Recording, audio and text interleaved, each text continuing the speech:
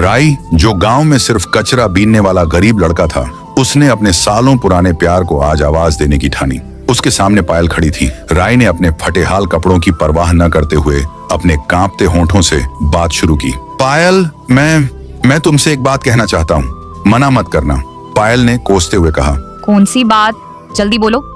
राई ने सारी झिझक तोड़ते हुए अपनी दिल की बात कही। पायल, मैं तुमसे पागलों की तरह मोहब्बत करता हूँ। मेरा हर ख्वाब, मेरी हर दुआ सिर्फ तुमसे शुरू होती है। मैं तुम्हें अपनी जिंदगी बनाना चाहता हूँ। मैं तुमसे शादी करना चाहता हूँ। इस बात पर पायल ने गुस्से से कहा, शादी? और तुम मुझसे? राई, तुम क्या होश में हो? तुम एक कूड़ा कचरा उठाने वाले आदमी हो। क्या तुमने अपनी औकात देखी है कभी? तुम गंदी नालियों के पास रहते हो और मुझ जैसी लड़की के साथ जिंदगी बिताने का ख्वाब देख रहे हो। आईने में जाकर अपनी गरीबी देखो। तुम्हारी जेब में 2 रुपये नहीं होंगे और तुम्हारी जबान पर करोड़ों के ख्वाब हैं। तुम्हें जरा भी शर्म नहीं आती? जितना तुम महीने में कमाते हो ना, उतनी तो मैं रोज मेकअप करती हूँ। राई की आंखों में आंसू आ गए। उसने कहा, हाँ, मैं कचरा चुनता हूँ, ये मेरा काम है, लेकिन मैं तुम्हारा दिल या अपनी ईमानदारी नहीं बेचता। आज तुमने मेरी सच्ची मोहब्बत को ठोकर मारी है ना। याद रखना पायल, यह दिन और यह अपमान एक दिन ऐसा जरूर आएगा जब तुम खुद अपनी मर्जी से मेरे पास आओगी, मगर उस दिन मैं तुम्हें अपनाऊंगा नहीं। मैं तुमसे शादी नहीं करूंगा, कुछ और करूंगा। पायल ने राई का मजाक उड़ाते हुए कहा।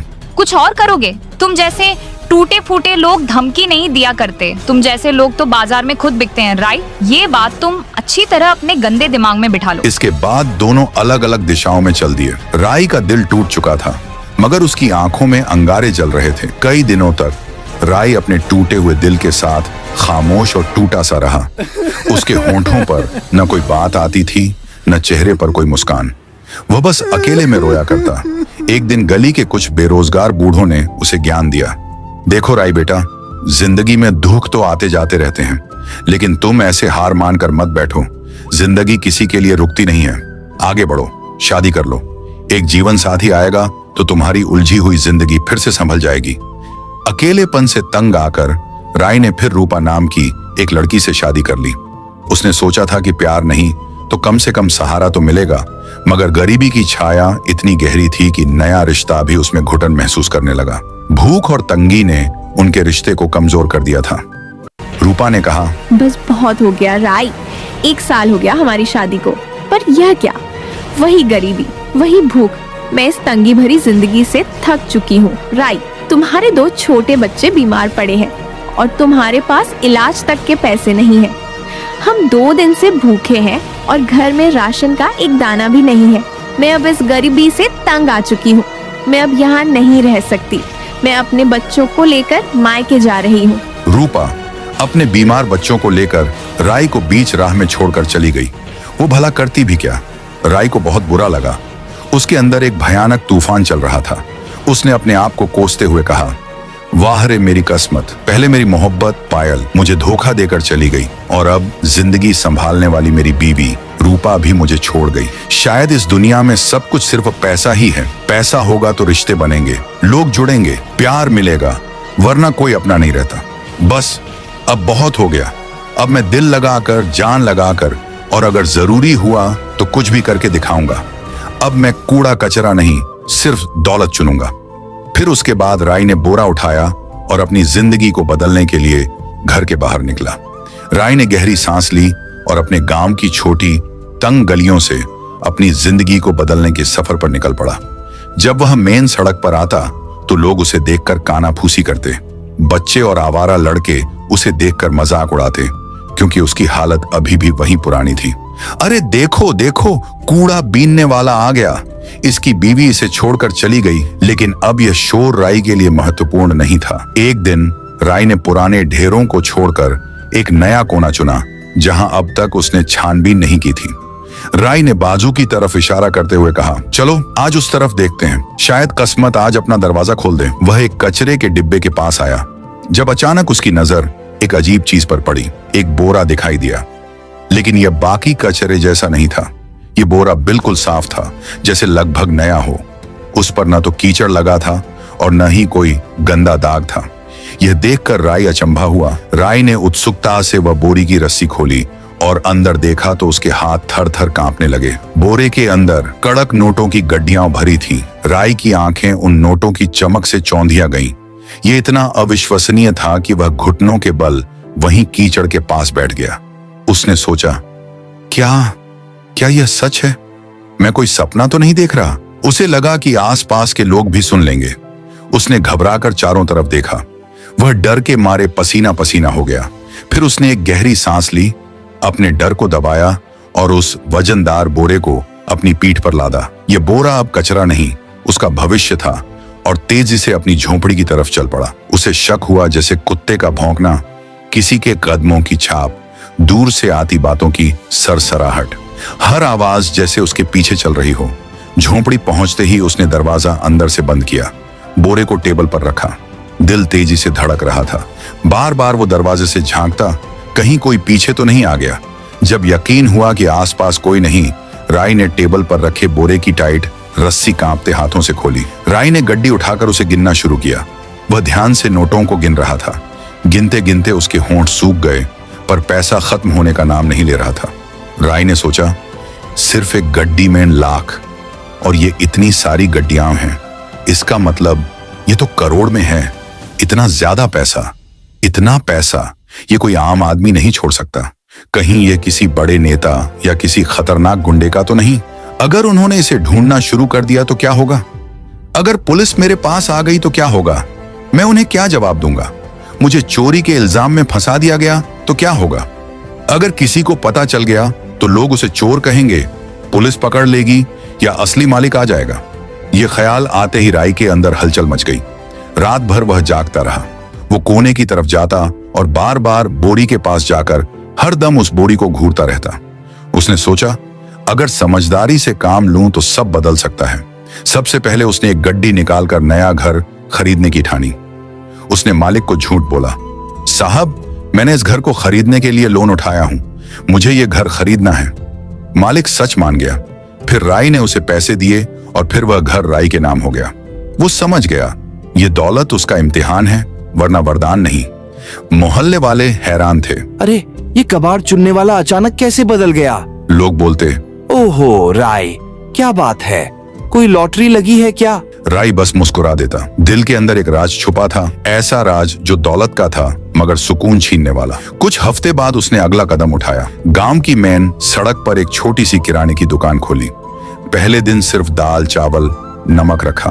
खुद दुकान पर बैठता, आने वालों को मुस्कुराकर सलाम किया। शुरू में लोग झिंझके मगर धीरे धीरे आने लगे।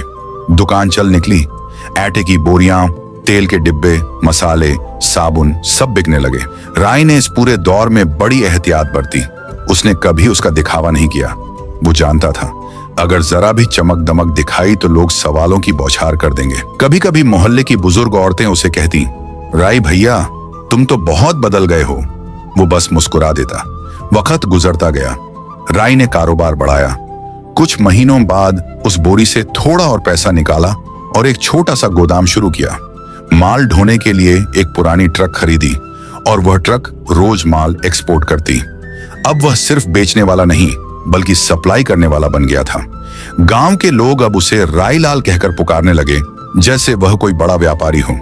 पर तरक्की के इस सफर में भी एक डर हमेशा उसके अंदर जिंदा रहा। वो सोचता, अगर किसी दिन यह राज खुल गया तो, अगर असली मालिक सामने आ गया तो? फिर अगले ही पल खुद को दिलासा देता, नहीं, ये मेरी किस्मत का इनाम है। मैंने सालों की जिल्लत सही है, ये मेरी मेहनत का फल है। मैंने किसी का हक नहीं छीना। वक्त के साथ राय खुद भी बदल गया। एक शाम जब वो थका हारा दुकान बंद करके लौटा तो दरवाजे पर दो चेहरे खड़े थे, पहचाने हुए मगर बरसों पुराने। वो उसकी बीवी और दोनों बच्चे थे। बच्चे अब बड़े हो चुके थे मगर चेहरों पर झिझक और शर्मिंदगी थी। रूपा ने रोते हुए कहा, हमसे गलती हुई थी, हालात ने मजबूर कर दिया था। तुम्हें छोड़कर जाना ठीक नहीं था। हमें माफ कर दो, हमें अपना लो। राय की यादें लौट आईं। वो दिन जब गरीबी थी, जब घर में खाने को कुछ नहीं था और रूपा ने कहा था, मैं यह सब नहीं झेल सकती। फिर वो बच्चों को लेकर चली गई थी। उसके बाद सब बिखर गया था। अब वही रूपा उसके दरवाजे पर खड़ी थी। बच्चे आगे बढ़े और बोले, बाबा हमें माफ कर दीजिए, हम आपके साथ रहना चाहते हैं। राय का दिल कांप उठा। एक तरफ वो बाप था जो बच्चों को गले लगाना चाहता था, दूसरी तरफ वही टूटा हुआ इंसान था जिसे इन सब ने छोड़ दिया था। राय ने ठंडे लहजे में कहा, जब मैं खाली हाथ था तुम सब चले गए थे, अब जब मेरे पास सब कुछ है तुम लौट आए हो। क्या यह प्यार है या लालच? रूपा की आंखों से आंसू बह निकले। नहीं राय, अब हम सच में पछता रहे हैं। बच्चों को तुम्हारा साया चाहिए। वो जानता था कभी कभी माफ करना आसान होता है लेकिन भूलना नहीं। आखिरकार उसने कहा, बच्चे मेरे हैं और उनका हक कोई नहीं छीन सकता। मैं उनकी पढ़ाई, उनका भविष्य संभालूंगा। लेकिन रूपा, हमारे बीच जो दीवार खड़ी हो चुकी है वो अब कभी नहीं गिरेगी। रूपा चुप रही। बच्चों की आंखों में राहत थी, कम से कम अब उनके पिता फिर से उनकी जिंदगी में थे। मगर राय के दिल का पुराना जख्म फिर हरा हो गया। बाहर की दुनिया कहती थी राय लाल अब एक कामयाब आदमी है। एक शाम वो घर के अंदर ऐसे ही बैठकर टीवी देख रहा था, रोज की तरह बकवास न्यूज जिस पर अब वह ध्यान नहीं देता था। लेकिन अचानक रिपोर्टर की आवाज तेज हुई। ब्रेकिंग! रिपोर्टर कह रहा था, विधायक के घर हुई बड़ी चोरी, करोड़ों रुपए नकद और जेवरात गायब। पुलिस को शक है कि चोर ने रकम कहीं छिपा दी है, जिसकी तलाश जारी है। रिपोर्टर की आवाज गूंजती रही। एक चोर विधायक के घर से पैसे चुराकर भाग गया। जब पुलिस ने उसका पीछा किया तो उसने पैसे कहीं तो छुपा दिए हैं। वो पैसे कूड़ेदान के आसपास कहीं पर भी मिल सकते हैं। वो पैसे अब तक नहीं मिले। पुलिस लगातार तलाश कर रही है। बंडल शायद कभी न मिले, लेकिन जांच जारी है। राय के कानों में रिपोर्टर की आवाज गूंजने लगी। छोटे बंडल शायद कभी न मिले। उसके दिल की धड़कन तेज हो गई। उसका दिमाग काम करना बंद कर दिया। हाथ थर थर कांपने लगे। अगर पुलिस दरवाजे पर आ गई तो? यह सोचते ही उसका दिल जैसे सीने से बाहर आ गया। राय बोरी के पास गया, रस्सी खोली। नोट अब भी वैसे ही चमक रहे थे, लेकिन इस बार वो चमक खौफनाक लग रही थी। उसे लगा जैसे उन नोटों की आंखें हैं जो उसे घूर रही हैं। खुद से बोला, ये दौलत मुझे बचा भी सकती है और मिटा भी सकती है। फिर राय ने उन्हीं पैसों से गांव के अंदर बड़ा सा स्कूल खोला ताकि गरीब बच्चे मुफ्त में अच्छे से पढ़ पाएं। उसके बाद उसने लगातार गांव के अंदर उन्हीं पैसों से प्रगति की। बड़ा अच्छा अस्पताल खोला। राय अब अपने दिल के बोझ को हल्का कर रहा था। वही राय जो कभी कचरा चुनता था, अब गांव के सबसे बड़े दान देने वाले के तौर पर जाना जाने लगा। लोग हैरान थे, इतना पैसा कहां से आया इसके पास। कुछ ने तंज किया, कुछ ने शक जताया। उसने अपनी पहली बीवी और बच्चों के लिए लंदन में एक बड़ा बंगला और एक होटल खरीद लिया। वो भी अब अपने बच्चों के साथ खुश थी। राय की जिंदगी मुकम्मल लगती थी, इज्जत, सुकून, मोहब्बत, सब कुछ। मगर किस्मत को जैसे अभी एक मंजर दिखाना बाकी था। दोपहर जब वो दुकान बंद करके खाना खाने के लिए लौटा तो दरवाजे पर कोई खड़ा था। वो चेहरा जैसे कहीं देखा हुआ लगा।